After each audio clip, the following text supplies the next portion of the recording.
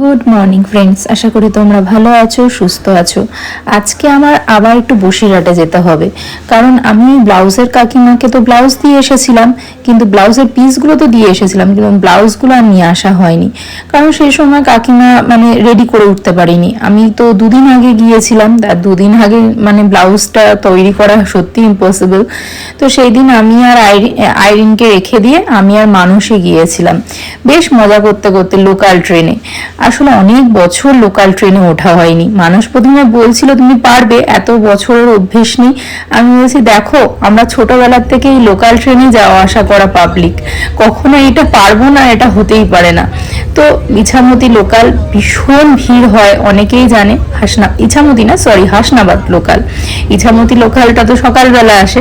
সেদিন এত ভিড় ছিল জানো তো, একদম জায়গা পাইনি, কিন্তু একটুও যে কষ্ট সেটা কিন্তু হয়নি, কারণ এত সুন্দর হাওয়া দেয় সত্যি। আর নানান ধরনের খাবার, আমার ফেভারিট খাবার, যেমন হলো ছোলা মাখা। অসম্ভব ভালো লাগে ছোলা কাবলিটা খেতে। তো আমিও সেদিন মানুষের কাছ থেকে এটাই আবদার করেছিলাম, দেখো যদি আমি লোকাল ট্রেনে উঠি, কিন্তু আমি কিন্তু ছোলা কাবলি যেগুলো উঠবে সেগুলো সবগুলোই মোটামুটি টেস্ট করব। তো যাই হোক, খুব মজা করতে করতে দুজনে দাঁড়িয়ে দাঁড়িয়ে চলে গিয়েছিলাম। আর কত ধরনের মানুষ উঠছিল সেটাই দেখছিলাম, যে সবার কোথাও না কোথাও গন্তব্য। তো খুবই অনেক বছর বাদে উঠলে যেটা হয়, মনের মধ্যে চারিদিকে ফুরুত ফারুত করে দেখছিলাম, আর এত মানুষকে দেখে বেশ মজাই লাগছিল। তো আইরিনকে একটু মিস করছিলাম, তাই মানুষ বলছিল ভাগ্যিস আমরা আইরিনকে নিয়ে আসিনি। সত্যি তখন যদি আইরিনকে নিয়ে আসতাম কি যে হতো, আইরিন তো বসার এক জায়গাও পেত না, আর এত ভিড় ছিল, ও বেচারি খুব কষ্ট পেত। তো এই মানুষ বলছিল ভাগ্যিস তুমি নিয়ে আসোনি। কিন্তু আমার মনের মধ্যে বারবার হচ্ছিল মেয়েটাকে কখনোই লোকাল ট্রেনে ওঠানো হয়নি, কিন্তু ওই ভিড়ের জন্য কখনো অভ্যস্ত না। কিন্তু একবার না একবার ইচ্ছা আছে উঠাবই, কারণ কখনো কখনো তো ট্রেন ফাঁকাই থাকবে। তো ইচ্ছা আছে আর একটু বড় হয়ে যাক, যখন একটু বুঝতে পারবে লোকাল ট্রেনে ওঠাবো, কারণ দেখাবো যে কিভাবে মা বাবা ছোটবেলায় এই ট্রেনে চড়েই কলেজ করেছে, কলেজে যাওয়া আসা। তো যাই হোক, খুব মজা করতে করতে গেছি। আর এত সুন্দর বাইরের সিনারি, তখন সর্ষে ক্ষেতগুলো পুরো ভরে উঠেছিল, হলুদ হলুদ সেই ডিডিএলজির কথা মনে পড়ছিল সর্ষে ক্ষেতের, এত সুন্দর লাগছিল। তাই মানুষকে বলছিলাম এখানে যদি ট্রেনটা একটু দাঁড়াতো, আমি নেমে গিয়ে কয়েকটা ফটো তুলে আনতাম। তো সেটা আর পসিবল নাই, কারণ এই জায়গাগুলো তো ট্রেন দাঁড়ায় না। তো যার জন্য খুব মজা করতে করতে বাইরের দৃশ্য দেখতে দেখতে, আর সাথে তো খাবার আছেই, নানান ধরনের খাবার। তো খুব মজা করতে করতে সেদিন পৌঁছে গিয়েছিলাম। তারপরে তো মা বারবার ফোন করে জিজ্ঞেস করছিল যে কখন আসবি কখন আসবি। তো আমরাও তো জানি যে আমাদের একটু দেরি হবে, কারণ আমরা একটু বিকেল বিকেল নাগাদই বেরিয়েছিলাম, বিকেল না দুপুর, লাঞ্চটা করেই বেরিয়ে গিয়েছিলাম। খুব তাড়াহুড়ো করে লাঞ্চ করেছিলাম। তো ফাইনালি দেখো জায়গাও পেয়েছি, জায়গা পেয়ে খুব মনের আনন্দে জানলার ধারেও বসে গেছি। আসলে জানলার ধারে না হলে না ট্রেনের মজা হয় না, ওই বাইরের দৃশ্য প্লাস প্রাকৃতিক হাওয়াটা খেতে খেতে বেশ মজা লাগে। তো যাই হোক, দেখো পৌঁছেও গিয়েছি। এটা হলো আমাদের বসিরহাট স্টেশন, যারা জানো না, এই যে এইটা হলো আমাদের বসিরহাট স্টেশন। তো অনেক বছর বাদে এই জায়গাটায় আসা। মানুষ আবার গিয়েছিল যে রিটার্ন টিকিটটা কাটতে, যেন একেবারেই যদি আমাদের দেরিও থাকে, রিটার্ন টিকিটটা একেবারে কাটা থাকলে কি আর অসুবিধা হয় না। তারপর আমরা টোটোয় উঠে, ওখান থেকে টোটোয় উঠে গিয়েছিলাম।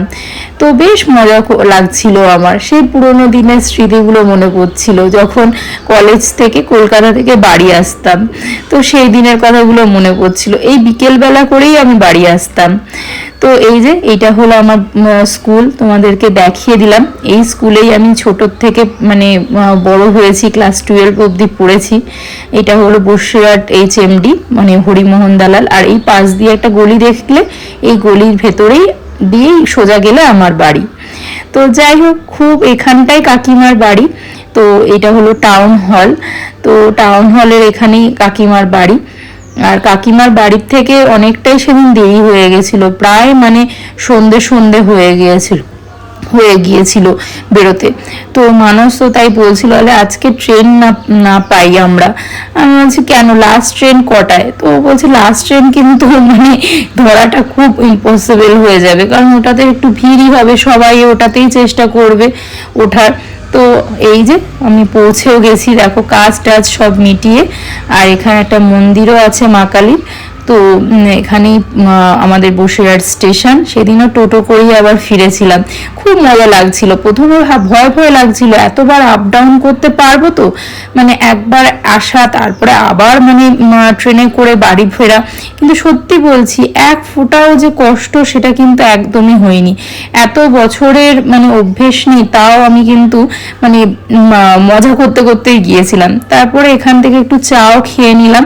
আর অনেক বছর বাদে ওই মানে হালকা তেলে ভাজা একদম অল্প অয়েলে যে মানে চিড়ে ভাজাগুলো পাওয়া যায় না, সেই চিড়ে ভাজার একটা প্যাকেটও কিনে নিয়েছিলাম। আর এইটা হলো আমাদের বসিরহাট স্টেশন। দেখো কত মানুষ, তখন মনে হয় 7টা 7:30 মতো বেজে গেছিল, কিন্তু দেখো কত মানুষ যাবে দাঁড়িয়ে আছে। আর এই যে ট্রেনও আসছে, বেশ মজা লাগছিল আমার কাছে। বেশ এরকম মানে আবার ট্রেনে করে ফিরবো। কিন্তু এবারের কপালটা আমাদের ভালো ছিল, উঠেই জায়গা পেয়ে গিয়েছিলাম, কারণ ওটা তো হাসনাবাদ থেকেই ছাড়ে, তো বেশি স্টপেজের ওপর দিয়ে আসে না। আর সেদিন কিন্তু আসার সময় দৌড়ে দৌড়ে আমাকে ট্রেনটা ধরতে হয়েছিল, সেটা তো তোমাকে বলাই হয়নি তোমাদেরকে। ফার্স্ট ট্রেন আমাদেরকে পুরো দৌড়ে দৌড়ে ধরতে হয়েছিল। যাই হোক, এত রকম মানে খাবার দাবার উঠছিল, সাথে সবজি, জানো তো পুরো একদম একজন উঠেছিলেন, উনি বলছিলেন আমার ক্ষেতেরই সবজি, একদম ফ্রেশ, মানে সন্ধেবেলায় উনি তুলে মানে বিক্রি করতে উঠেছিলেন। তো সেটাও আমরা কিনে নিয়েছিলাম, এত ফ্রেশ সবজি, ভালো লাগছিল, আর লোভটাও আটকাতে পারলাম না। তারপরে এখানে গজা, এই গজা ছোটবেলায় আমার ট্রেনে ওঠার একটাই কারণ, আমার মাকে বলতাম, এমনকি মানুষও যখন কলেজে পড়তো আমাদের বাড়িতে যখন আসতো, মানে তখন মানুষকেও বলতাম যে তুমি কিন্তু আমার জন্য একটা জিনিস নিয়ে আসবে, গজা। কারণ তখন আমি স্কুলে পড়তাম, তখন তো আর উঠতে পারতাম না মানে ট্রেনে ডেলি ডেলি, কিন্তু মানুষ আমাকে ঠিক মনে করে আনতো, সাথে মাও। তারপরে উঠলো আবার ছোলা, এই ঘটি গরম। তো মানুষ বলছে খাবে নাকি, আমি বলছি ও বাবা এটা তো লোভ সামলানোই যায় না, কিন্তু মনে মনে একটু ভয়ও লাগছে। ভীষণ উল্টোপাল্টা জিনিস সেদিন খেয়ে নিয়েছিলাম। তো বাইরের এত সুন্দর প্রাকৃতিক দৃশ্য দেখতে দেখতে, খাওয়া দাওয়া করতে করতে বেশ নিজের গন্তব্যে পৌঁছে যাচ্ছিলাম। এটা হলো বারাসাতের কাছাকাছি, আমার ঠিক মনে পড়ছে না জায়গাটা। তো এই যে এই জায়গাটাও এত সুন্দর লাগছিল, আর তখন তো ঠান্ডা ছিল, তাই জন্য কাঁচটাকেও নামিয়ে দিয়েছিলাম, কারণ বাইরে থেকে হু হু করে একদম ঠান্ডা ঠান্ডা হাওয়া দিচ্ছিল।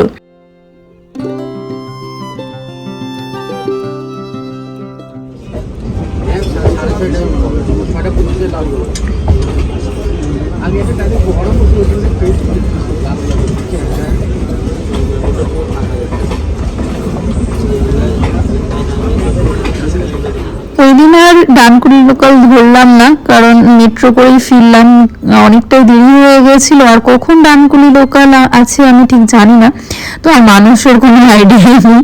তো এই জন্য মানুষ বলে চলো মেট্রো করেই ফিরি। আসলে বাড়ি যাওয়ার একটু তাড়াও লাগছে, আইরিনের জন্য মনটা পড়ে আছে। সেই দুপুরবেলা মানে ওকে দেখে বেরিয়েছি, কখন বাড়ি ফিরবো কখন ওকে দেখবো ওটার মাথার মধ্যে ঘুরছে। তো যতই জানি মার কাছে আছে, কোনো সেফ জোনেই আছে, কিন্তু তাও মায়ের মন বলে না, বারবার কখনোই ওকে এরকম ফেলে রেখে দিয়ে কখনোই ফিরিনি, তো মানে কোথাওই যায়নি বললে চলে। তো ওই জন্যই মনের মধ্যে বারবার হচ্ছে, ওরও বারবার কল আসছে যে মা কখন আসবে কখন আসবে। তো যাই হোক, আমরা মোটামুটি পৌঁছেও গেছি। এই যে এদিকে ফুলতোস না কেন,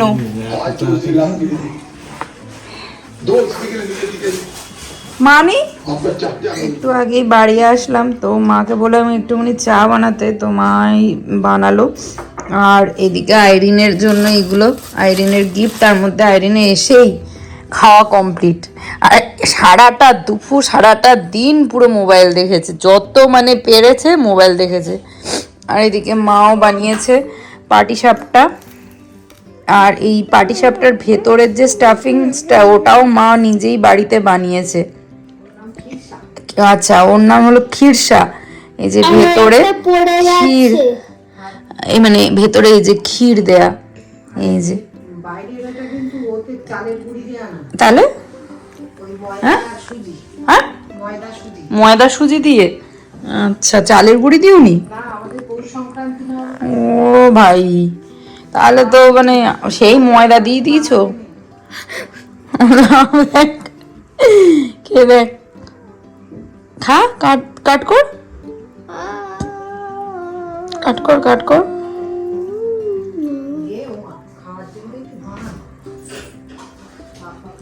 কিরকম?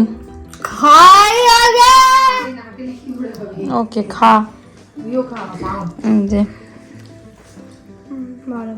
ভালো খাও, ওই একটুখানি খেয়ে বলে ভালো, আর খাবো না। চারটে নাও।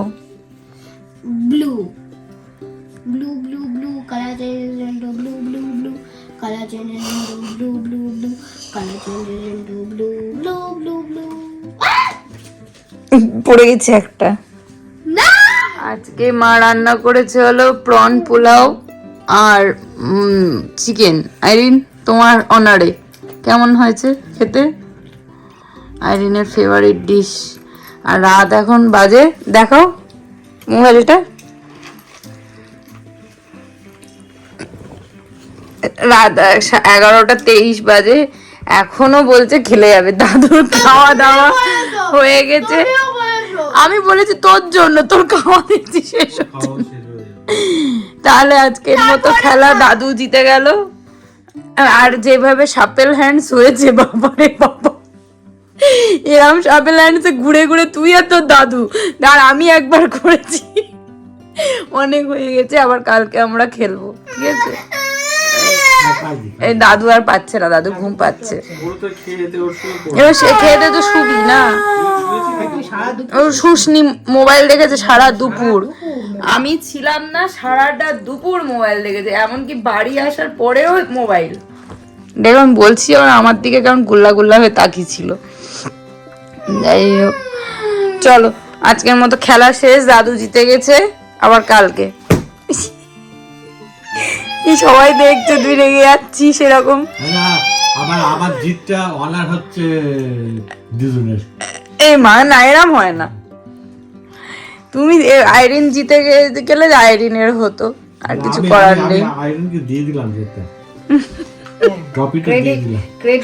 ঠিক আছে, চলো আজকের মতো সবাইকে গুড নাইট বলে দাও। আইরিন বলো গুড নাইট। না না, এরম ভাবে না, ভালো হবে, সবাইকে বলো ভালো গুড নাইট। আর কি করবে সবাই, যদি ভিডিওটা ভালো লাগে, সবার যদি ভিডিওটা ভালো লাগে কি করবে? Like share subscribe. আর কি করবে? কমেন্ট করে জানাবে। ওকে, চলো আজকের মতো টাটা।